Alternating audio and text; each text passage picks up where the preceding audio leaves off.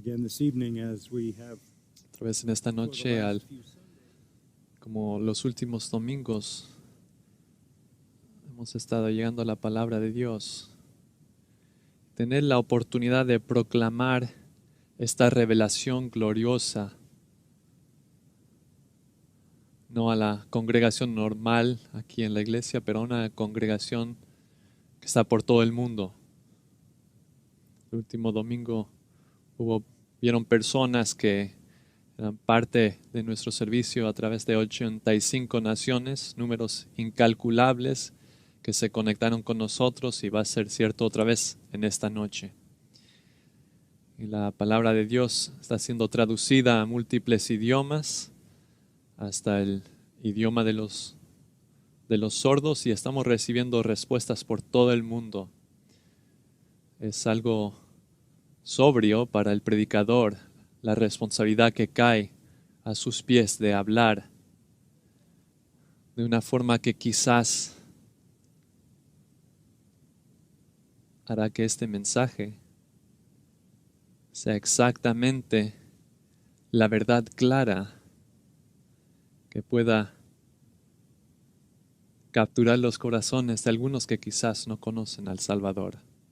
Como una sociedad global, estamos viviendo una amenaza peligrosa que nos ha llegado con este virus. Nuestra sociedad está muy consciente de este peligro y muchos otros peligros que invaden nuestras vidas.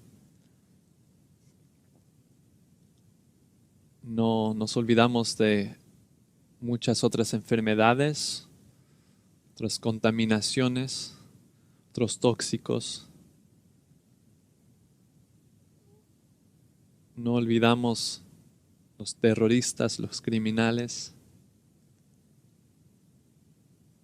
que podrían hacernos daño y habitualmente lo hacen a través del mundo.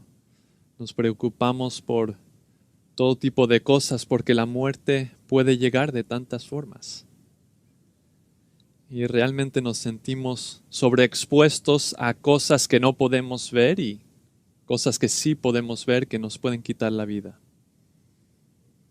Nos preocupamos por la vida hasta el punto de tener cuidado de lo que comemos y suplementos y aspectos de nutrición de la comida que quizás pueden alargar nuestra vida con un estado de salud mejor, y básicamente lo hacemos porque tenemos temor de la muerte, y eso es normal, porque la vida está llena de relaciones de importancia para la mayoría de nosotros y queremos aferrarnos a eso. Y es cierto porque no estamos seguros de lo que hay más adelante en el futuro. Así que quiero ser muy honesto con ustedes y hablarles de la palabra de Dios como un mensajero del Señor. Y quiero hacerles la pregunta: ¿qué temes más? ¿Qué es lo que más temes? Y quiero añadir otra pregunta: ¿qué debes temer más que cualquier otra cosa? O poniéndolo de otra forma, ¿cuál es la amenaza más grande para tu vida? ¿En qué punto debes de hacer lo que se pueda, todo lo que se pueda para asegurarte de esa amenaza más grande? ¿Cuál es tu amenaza más grande? O decirlo de otra forma, ¿quién es tu mayor enemigo? ¿Quién es la persona más peligrosa con la que te vas a enfrentar? El enemigo más grande que vas a enfrentar no es humano. Y eso limita las opciones. Y algunos piensan y están pensando quizás es el diablo, Satanás. No. Satanás no es tu mayor enemigo, para nada. ¿Estás sorprendido de eso? Es cierto. Tu enemigo más grande, más letal, más destructivo es realmente Dios. Los demonios saben eso. Satanás sabe eso. Y es por eso que le dijeron al Señor Jesús, ¿has venido a destruirnos? Hasta los demonios saben que Dios es el juez final y el verdugo. Con respecto a nosotros, Mateo 10:28 dice eso, no teman a los que matan el cuerpo, pero no pueden matar el alma. Más bien temed a aquel que puede hacer perecer tanto el alma como el cuerpo en el infierno. Teme a aquel que te puede mandar al infierno. Y ese es Dios. Es Dios mismo.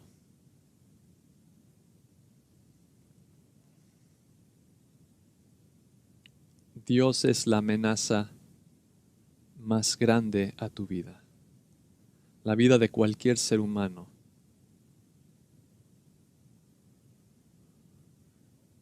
No debes de temer en última instancia a algo que solo puede hacerte daño físico o aún traerte la muerte. Porque esas cosas que pueden dañar tu cuerpo no son las cosas que traen una destrucción final de tu alma. Aterrorízate de aquel que puede destruir tanto el cuerpo como el alma en el infierno. Y ese no es Satanás. Satanás no es soberano en el infierno. Él está entre ellos que estarán en el lago de fuego, siendo castigado eternamente por el que está sobre el infierno, que es Dios. Honestamente, en nuestro país, creemos que Dios es nuestro amigo, no nuestro enemigo. Constantemente clamamos a Dios y decimos frecuentemente que Dios bendiga a América, este país. Eso no es nuevo.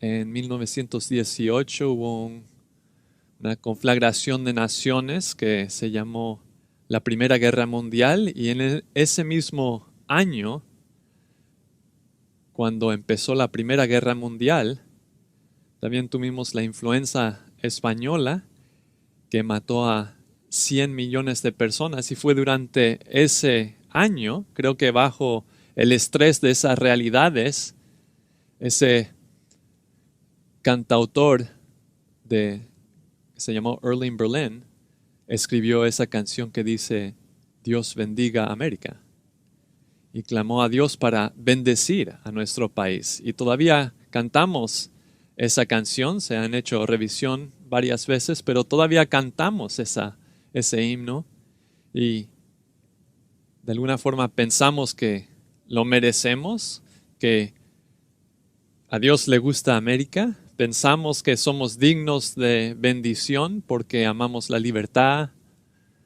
amamos la justicia.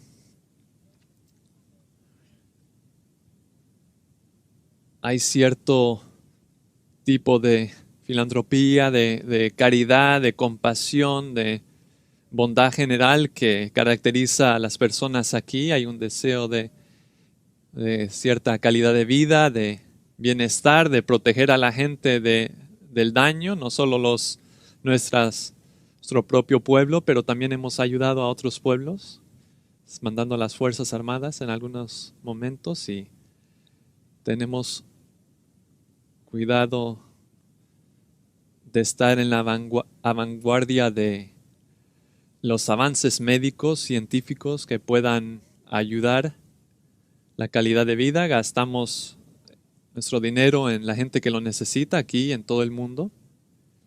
Así que pensamos que con toda esta bondad, seguramente podemos clamar al Señor para bendecirnos, ¿no? Y creo que hasta personalmente la mayoría de la gente piensa que Dios tiene una amistad con ellos, es amigable hacia ellos. Y piensan que quizás Dios va a ser la fuente de buena fortuna. La gente hasta que les toca la lotería dan gracias a Dios. Y pensamos que hay una forma en la cual nuestra bondad nos trae victoria. Alguien podría dar gracias a Dios por ganar un partido de fútbol americano o una lucha de boxeo, y cuando las cosas nos van bien en la vida pensamos que esta es la bendición que viene de Dios y que es merecida. Y cuando las cosas nos van bien, como que afirma la idea de que Dios es nuestro amigo y nos está mirando con bondad. Y por cierto, esta idea se afirma por muchos creyentes y muchos predicadores que dicen mucho hoy en día que Dios ama a todos incondicionalmente y que quiere ser el amigo de todos, y a veces suena como especialmente gente en nuestro país. Después de todo tenemos su nombre en nuestras monedas y en nuestra jura la bandera.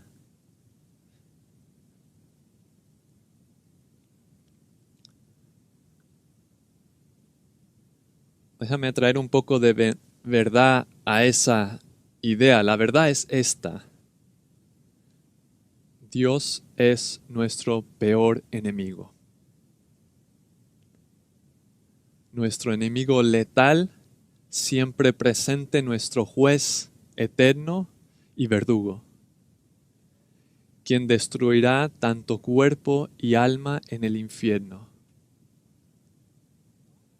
Así que la Biblia hace muy claro que la sabiduría empieza con el temor de Dios. Proverbios 9:10 dice que el temor del Señor es donde comienza la sabiduría.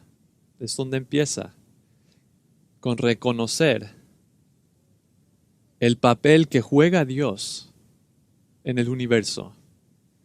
Y es el papel de juez.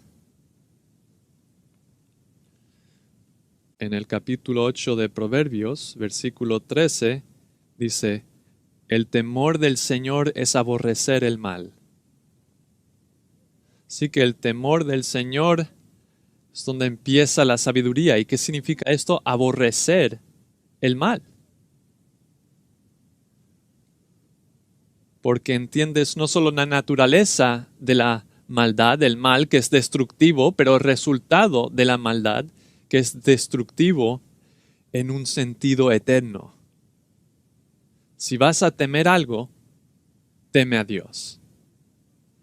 No temas lo que solo puede dañar tu cuerpo, teme a aquel que puede destruir tanto cuerpo y alma en el infierno. Y es lo que enseña la Biblia. Él es exactamente el que el mundo va a decir que no temamos. Y muchos predicadores también nos dirían eso. Es nuestro amigo. Pero no es tu amigo. Es tu enemigo. Tienes más que temer de Dios. Dice la Biblia que el Señor tu Dios es un fuego que consume. Dios está enojado con el inicuo cada día.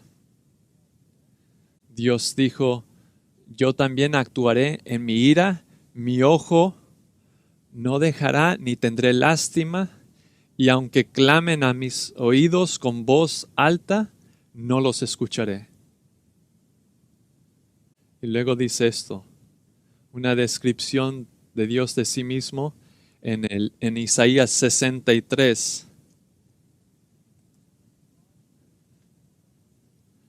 He pisado las uvas, los hollé en mi furor, su sangre salpicó mis vestiduras y manché todo mi ropaje, porque el día de la venganza estaba en mi corazón. Es una declaración de primera persona de Dios mismo. Jonathan Edwards, quizás el teólogo más grande de la historia de este país, predicó un mensaje titulado Pecadores en manos de un Dios enojado, y dijo esto: si clamas a Dios que tenga lástima de ti, va a estar tan lejos de hacer eso que en vez de eso solo te va a pisar bajo sus pies. Y aunque sabrá que tú no puedes sobrellevar el peso de la omnipotencia pisándote a ti, te aplastará sin misericordia. Te aplastará hasta que salga tu sangre y salga salpicando sus vestiduras. No solo te odiará, sino que te tendrá con total desprecio. Jonathan Edwards predicó ese sermón en este país, al principio de este país, y la gente clamó buscando misericordia.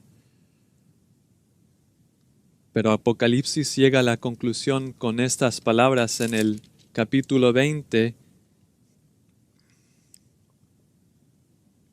hablando del trono que vio y los que estaban delante de su trono y el libro de la vida, y los muertos fueron juzgados, y si el nombre de alguno no se encontró en el libro de la vida, fue echado al lago de fuego, donde hay tormento día y noche para siempre y para siempre.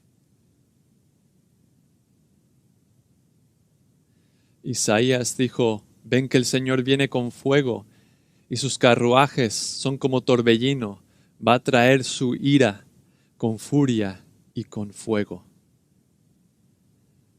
La imagen ahí es la imagen de las carrozas de Dios acercándose como un ejército, furiosamente acercándose, levantando el polvo. Dios vendrá como un torbellino a traer juicio, y todos sus enemigos sentirán la furia de su ira. Hay una sentencia universal en Romanos capítulo 1, versículo 18, porque la ira de Dios se revela desde el cielo contra toda impiedad e injusticia de los hombres que con injusticia restringen la verdad.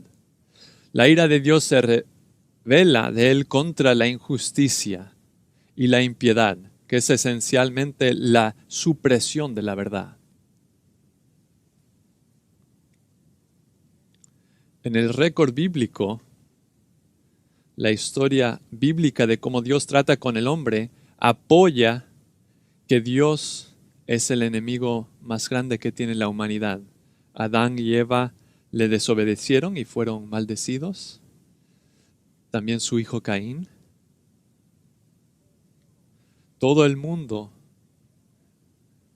estaba en la maldad continuamente, y Dios ahogó todo el mundo en el diluvio universal. Millones de personas. Y el mundo después del diluvio desobedeció y los esparció, confundiendo sus idiomas y dando comienzo a muchas enemistades letales a través de la historia de guerras.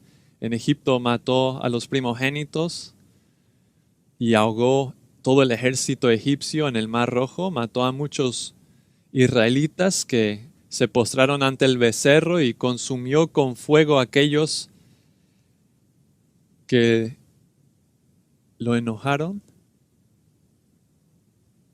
y mató con víboras a aquellos que eran desobedientes. Mató a 24,000 en una plaga, destruyó a 70,000 en otra plaga. Todo eso lo vemos en el Antiguo Testamento. Y aunque la mayoría de la humanidad, históricamente hasta el presente, ha sido librado de este tipo de muerte, ha habido tales holocaustos a través de la historia y nosotros los conocemos. Pero la mayoría de la humanidad ha sido librado de eso. Todos merecemos morir. Y ocasionalmente vemos esos tipos de muertes masivas como un recordatorio de lo que todos merecemos. Pero Dios, en su misericordia, a la mayoría de nosotros, Él se guarda de eso. Está en el Nuevo Testamento, 70 después de Cristo. Llegaron los romanos a Jerusalén y miles de personas murieron con la espada romana. Miles de judíos. La historia de la humanidad es una historia de muerte. Si lees Génesis 5, ves la primera genealogía, y la genealogía de Génesis 5 acaba igual para todos. Y murió, y murió, y murió, y murió. Y cuando llegas al final del capítulo, sabes que todos mueren. Y Hebreos 9:27, la Escritura dice que todos mueren una vez y después el juicio es decretado así. ¿Y cuál es el alcance de esto? Todos vamos a morir porque todos somos pecadores y la paga del pecado es muerte. Y todos han pecado. Así que todos morimos. El hecho de que todos morimos comprueba de que todos somos pecadores. Y también indica que el juicio de Dios es un juicio justo.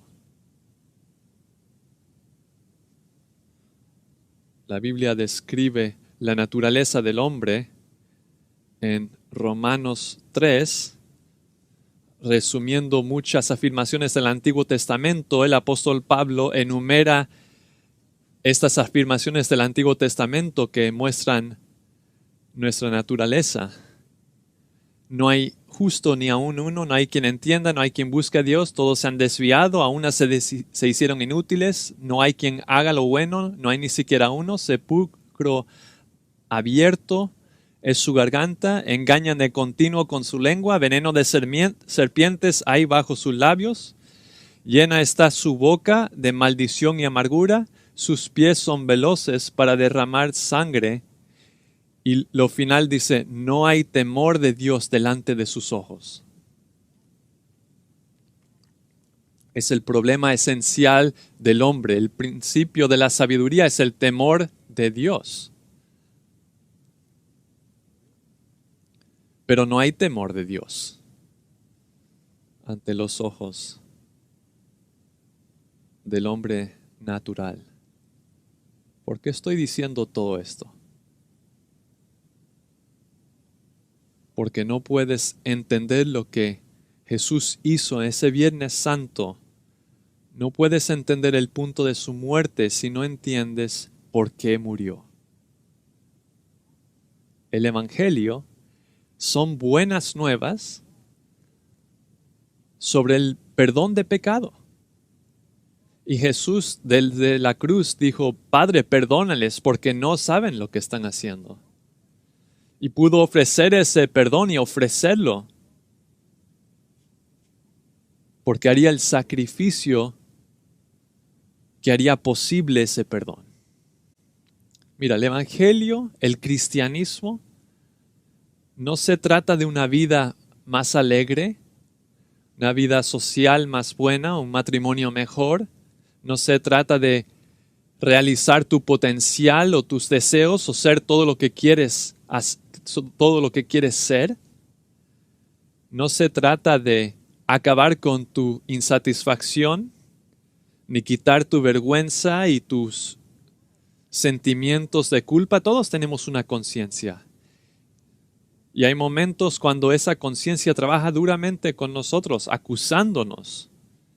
Es un regalo de Dios tener una conciencia, tal como el dolor en nuestro cuerpo es un regalo de Dios para que no nos sigamos dañando físicamente. Y la conciencia nos grita y nos dice, deja de pecar de esa forma inmoral porque estás haciendo daño a tu alma. Pero el mensaje del Evangelio, el mensaje del cristianismo, no es de alguna forma callar tu culpabilidad o tu conciencia. No se trata de decir, bueno, realmente no eres lo que quieres ser, pero Jesús quiere hacerte todo lo que puedes ser. No. Esa ni es la esencia del pecado. La esencia del pecado no es definida por mis fracasos, mis malas relaciones, mis malos comportamientos. La definición del pecado no es cómo dañar a otra persona o cómo ofende a otra persona. Esa no es la esencia del pecado. La misma idea del pecado es que es una ofensa contra un Dios santo. Y quebranta su ley y rompe la relación de una persona con Él. El Evangelio no se trata de arreglar tu relación contigo mismo, sentir mejor de ti mismo. No se trata de arreglar tu relación a otras personas. Se trata de remediar tu relación con el Dios Santo. Cuando David pecó, como recordamos en las Escrituras, pecó contra Betsabé en una forma adúltera, pecó contra su esposo, pidiendo su asesinato, y pecó contra todos que eran parte de esta operación para que ocurriera, pero cuando derramó su corazón en Salmos 51, contra ti solo he pecado. Vio el pecado no por lo que le hizo a él, que le trajo culpabilidad, remordimiento, no lo vio en términos de lo que hizo a otras personas, sino lo que hizo hacia Dios. Y como resultado de todo pecado ofendiendo a Dios y quebrantando su ley, estamos bajo juicio divino. Tenemos que ver nuestros errores y transgresiones y pecados a través de la santidad de Dios, a la luz de eso. Y si no lo ves así, no lo ves como realmente son. El pecado no es un concepto social, no es un fracaso personal. El pecado es un asalto a Dios. Nunca sabes lo que es el pecado hasta que lo piensas a la luz de Dios. Y no medirlo de acuerdo a términos humanos, sino medirlo a la luz de la santidad perfecta de Dios y lo que Él pide de tu vida. Así que lo que tenemos que entender es que la conciencia mala que nos culpa quizás ni es la culpabilidad del pecado, a lo mejor es un sentimiento negativo porque las cosas no salieron bien. No es que necesitas sentirte como un fracaso, eso no es llegar a términos con tu pecado, sentirte miserable de tus malos hechos. No, tienes que entender que cada pecado es un acto abierto de rebelión contra un Dios infinitamente santo. Y porque has pecado, estás bajo su condena. Jesús no llega como un super psiquiatra que trata de arreglar tu relación contigo mismo y los que están a tu alrededor. Viene a arreglar tu relación con Dios Santo. Tener convicción de pecado significa medir tu vida por la ley de Dios y darte cuenta que básicamente te has rebelado contra su autoridad, le has ofendido y le has blasfemado. Todo lo hemos hecho.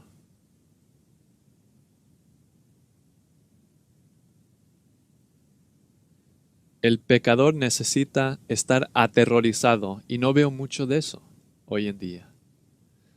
El pecador debe de estar aterrorizado.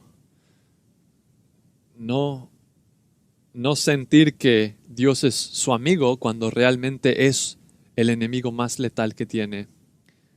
Que un pecador llegue ante Dios debe de ser una realidad aterradora.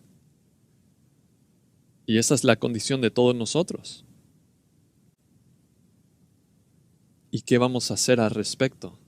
No podemos hacer nada. Porque por la ley nadie será justificado delante de Dios. No podemos ser bastante buenos. Jesús dice que seamos perfectos como nuestro Padre en cielo. Y si es menos que la perfección, no podemos llegar a la salvación. Así que, ¿cuál es la respuesta? ¿Cómo podemos estar reconciliados con el Dios a quien ofendemos constantemente? Y la respuesta a eso llega en la obra de Jesucristo. Ahora sabemos por lo que dijo en la cruz, Padres, perdónales, que es esencialmente por qué vino y por qué estaba muriendo, para proveer perdón de pecado. Pero exactamente, ¿qué tenemos que entender? Pero revisemos lo que ya hemos dicho. El principio de la sabiduría es el temor de Dios, pero Romanos 3 dice que la gente no teme a Dios. Temen cualquier otra cosa menos Dios. Temen las cosas que destruyen el cuerpo, pero no aquel que puede destruir el alma y el cuerpo en el infierno eternamente. Así que clamamos a Dios que nos bendiga. Ignoramos la verdad de Salmo 115:13 que dice que el Señor va a bendecir a aquellos que le temen. El Señor bendecirá a los que le temen. Tenemos que cambiar nuestra perspectiva. El camino a la bendición empieza con un temor y un terror del Dios que echa a las personas al castigo eterno. Déjame resumir por qué debemos verle a Dios como nuestro enemigo y temer lo que Él puede y va a hacer. Primero, Él es el soberano gobernador sobre todo. Tiene total autoridad y ha establecido una ley moral que refleja su perfección en su santidad y requiere completa obediencia, y si no obedeces, estás bajo su juicio. El pecado es cada violación de su ley que nos deja a todos con culpa, bajo sentencia, y el castigo es justo. Así que Dios es el dador de la ley, soberano. En segundo lugar, Él es el alcaide, el que está a cargo de la prisión. Y Él está a cargo del lago de fuego, un lugar de terror eterno que ahí van a estar los culpables. Y Él es el que está a cargo de eso, guardando a los prisioneros para siempre ahí. Y en tercer lugar es el verdugo. Trae juicio justo tanto de cuerpo como de alma. Y es aquel que es peligroso. Teme, debes temerle. Y todo eso es crítico, es esencial para entender el significado de la muerte de Cristo. Hasta que entendamos todo eso, podemos entender el valor de la muerte de Cristo por nosotros. Primera de Pedro 3:18 dice: porque también Cristo murió por los pecados una sola vez, el justo por los injustos, para llevarnos a Dios, muerto en la carne, pero vivificado en el Espíritu.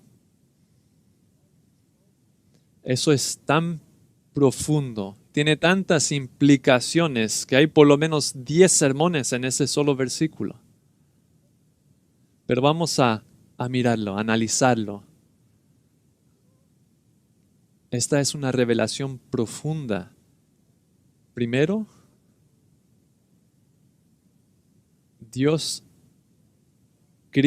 Cristo murió por los pecados una sola vez.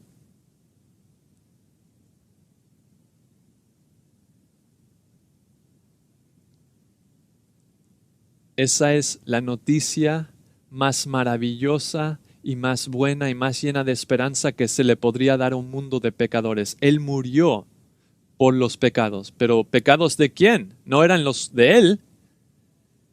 Él era perfecto y santo, el santo de Dios. ¿Qué pecados?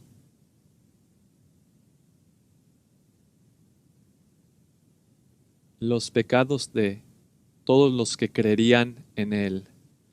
Mira su sufrimiento, fue supremo, Él murió.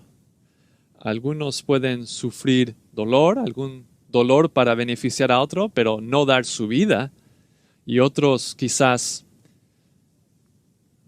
sean voluntarios de sufrir alguna necesidad por dar a otros, pero no hay amor más grande que un hombre dé su vida por sus amigos. Así que fue un sacrificio supremo. Estaba relacionado con los pecados, murió por los pecados, no los suyos, porque él no tenía. Mira ahí en capítulo 2, versículo 22, dice, el cual no cometió pecado, ni engaño alguno se halló en su boca. Y el versículo 24 dice, y él mismo llevó nuestros pecados en su cuerpo sobre la cruz. Él murió por pecados, él no tenía los pecados, murió por nuestros pecados y fue el sacrificio supremo. El propósito era lidiar con el pecado y en tercer lugar fue único. Él murió una vez por los pecados, una sola vez.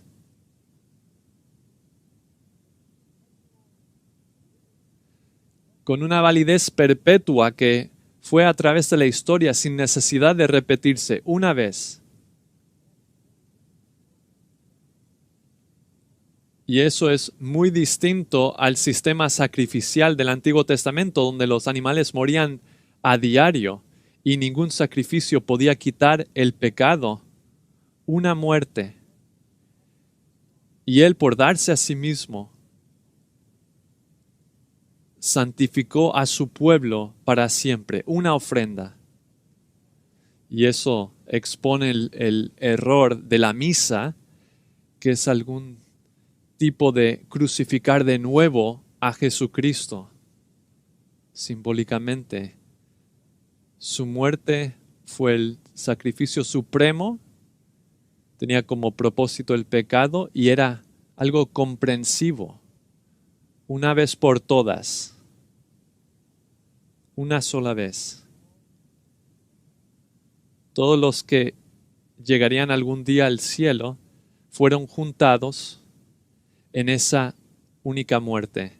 Mira en 2 de Corintios 5:14. El amor de Dios nos controla, habiendo llegado a esa conclusión que uno murió por todos.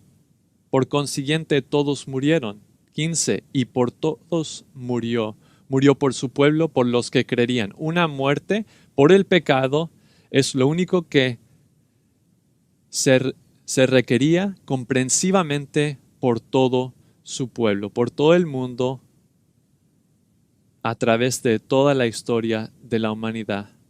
Sacrificio en el Antiguo Testamento se repetía indefinitivamente y ese sacrificio ahí en el templo era por una persona en especial o una familia. Ningún sacrificio era para todo el mundo. En 1 de Juan 2 dice que Él es la propiciación no solo de nuestros pecados, sino por los pecados de todo el mundo. Y la meta del Evangelio y la meta de la muerte de Jesucristo era asegurar reconciliación de pecadores con Dios porque sus pecados han sido pagados. Y esa es la próxima cosa que vemos en este versículo 18. Él murió vicariamente en lugar de el justo por los injustos. El único justo por los muchos injustos. El justo por los injustos. Dios le castigó a él por el pecado de todos los que creerían en él. Hebreos 9:28 dice que sufrió una sola vez para llevar el pecado de muchos. Y por eso Viernes Santo es santo y es bueno. En su sermón en Hechos 3, Pedro llama a Jesús el perfecto, el santo, que llevó sobre sí nuestros pecados en la cruz y recibió toda la furia de Dios y tomó el infierno por nosotros, por todos los que creerían en Él a través de toda la historia humana, porque es una persona infinita que puede recibir la furia infinita de Dios, y Dios estaba satisfecho. ¿Cómo lo sabemos? Porque Dios lo resucitó de los muertos, validando la eficacia de su sacrificio, la validez de lo que se hizo. Y el Hijo de Dios salió de la eternidad y se metió en el tiempo para morir en nuestro lugar. Juntó todos nuestros pecados y Dios le hizo el receptor de toda la furia de lo que correspondía a esos pecados, y la iniquidad de todos nosotros cayó sobre él y el juicio de Dios. Por eso fue oscuro desde la hora sexta hasta la novena, porque él absorbió la furia divina. Su sufrimiento fue último cuando murió. Estaba con el propósito del pecado, fue único, fue comprensivo, fue vicario y fue efectivo.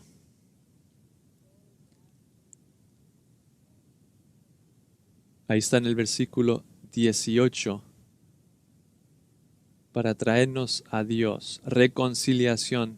Aquí vemos el propósito de la muerte de Dios, para llevarnos a Dios.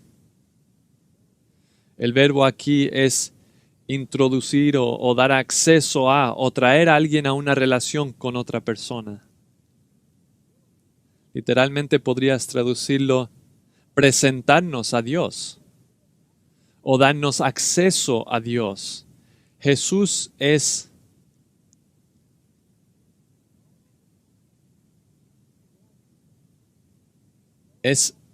el guarda de la puerta divinamente elegido y puesto ahí, que abre las puertas a través de su sacrificio para traernos a Dios.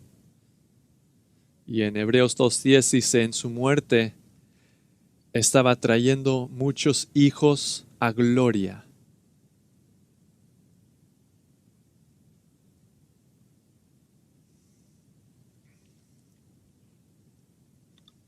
Esto es lo que estaba pasando en la cruz.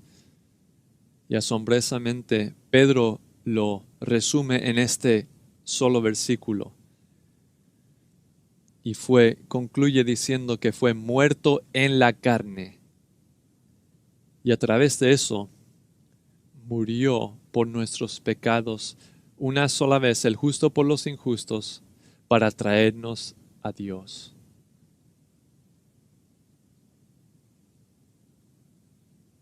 Sufrió para traer reconciliación.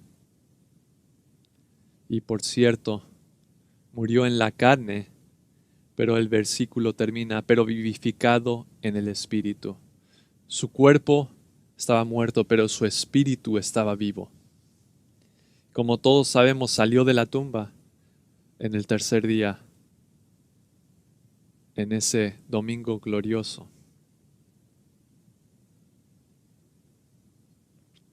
Esta es la importancia de la cruz.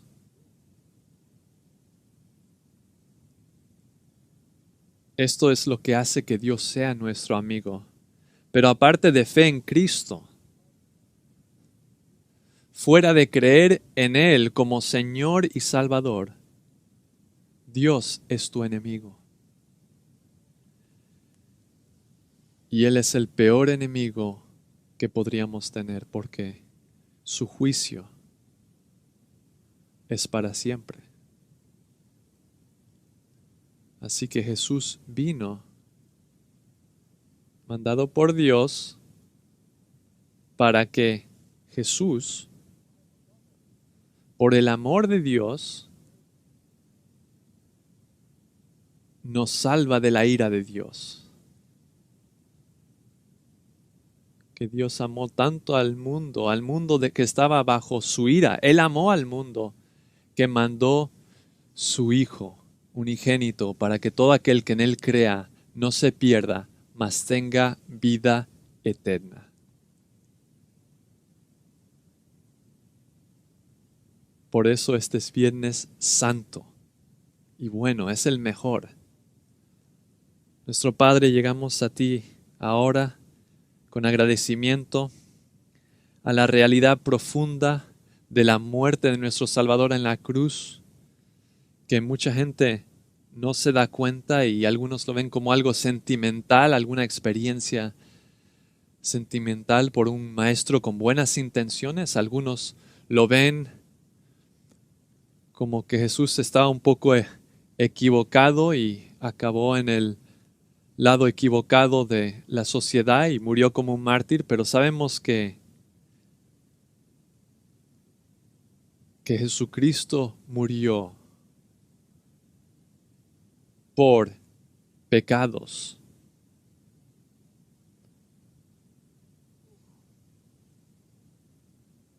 Una sola vez. El justo por los injustos, para llevarnos a ti. Reconciliarnos. Para que los que éramos enemigos seamos amigos y no solo amigos, pero Jesús dijo a sus discípulos, son mis amigos, pero amigos que son hijos de Dios, que han sido hechos hijos de Dios, coherederos con Cristo, amigos por los cuales hay un lugar que se está preparando en el cielo para un gozo eterno, una satisfacción cumplida. Y que esta verdad, por el poder de tu Espíritu Santo, mueva en los corazones de todos los que han oído y que tú seas glorificado en nuestra respuesta. Te damos las gracias en el nombre de nuestro Salvador, a quien amamos. Amén.